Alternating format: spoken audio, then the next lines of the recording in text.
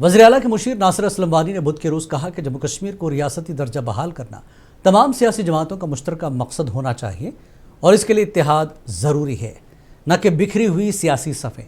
सहाफ़ियों से गुफ्तगू करते हुए वानी ने कहा कि अगर किसी के पास रियासती दर्जे का कोई मनसूबा था तो उसे सामने आकर कहना चाहिए था कि ये हमारा प्रोग्राम है, हम उसमें शामिल हो जाते। उन्होंने ज़ोर देकर कहा कि कांग्रेस पार्टी रियासती दर्जा अपनी खातिर नहीं बल्कि अवामी मफाद के लिए मांग रही है।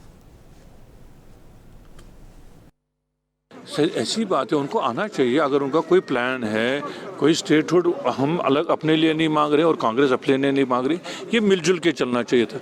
उसमें उनको पहल करके बोलना तो चाहिए था कि हमारा ये प्रोग्राम है, आप भी शामिल हो जाइए, तो हम बिल्कुल हो जाते, उसमें क्या दिक्कत है। ये तो कॉमन कॉज है यहाँ, इसके लिए हमको जहाँ भी कुछ जाना पड़े, जो भी बुलाए हम जरूर जाएंगे।